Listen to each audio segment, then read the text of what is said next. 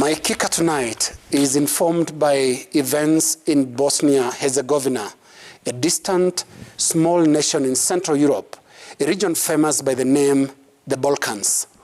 The Balkans first captured my imagination when, as a young secondary school boy, I went to the marketplace to listen to former President Daniel Arap Moi, who had made one of his highly anticipated stops in my hometown. Now, President Moi was big on patriotism and national unity. And on the day, he spoke passionately about the two issues. Global events always found their way to President Moi's public speeches. And on that rainy afternoon in Kilgoris, the breakup of the Balkan giant nation of Yugoslavia was in Moi's mind. The breakup was going on as the visibly pained president spoke, and Moi used the Yugoslavia story to illustrate for Kenyans the dangers of ethnicity. Msipochunga, ukabila itavunja nyinyi kama Yugoslavia. If you are not careful, tribalism will break you up like Yugoslavia, he warned in his characteristic stern voice.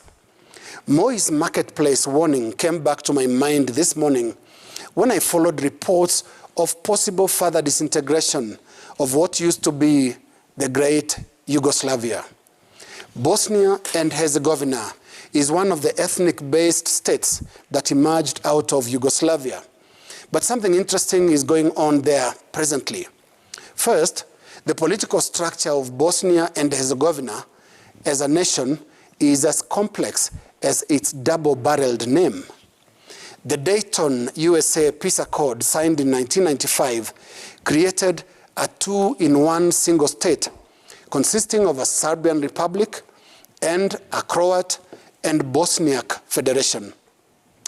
In ethnic or sectarian terms, Bosnia and Herzegovina is made up of three ethnic groups, namely Serbs, Bosniaks, who are Muslims, and Croats, who are mainly Christian Catholics. These three ethnic groups have been in a delicate coexistence since the end of the Bosnia War in 1995.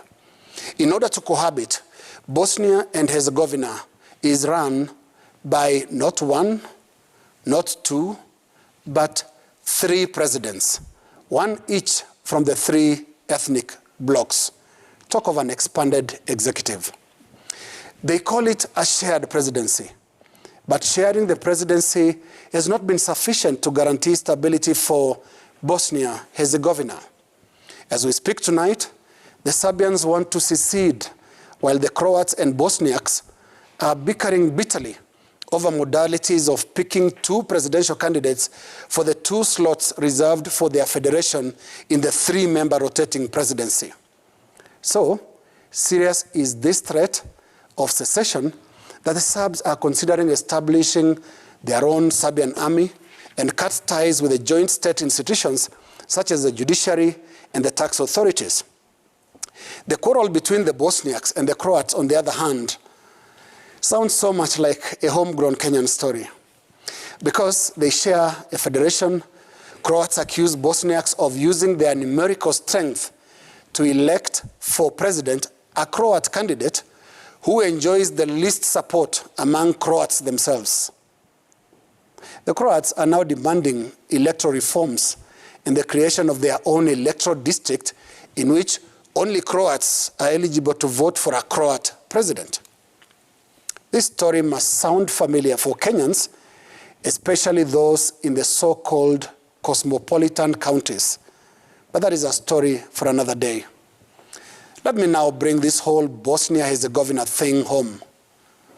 By creating a three-member presidency, the Dayton Peace Accord was hoping to end prospects of violence and build trust among the Serbs, Croats, and Bosniaks.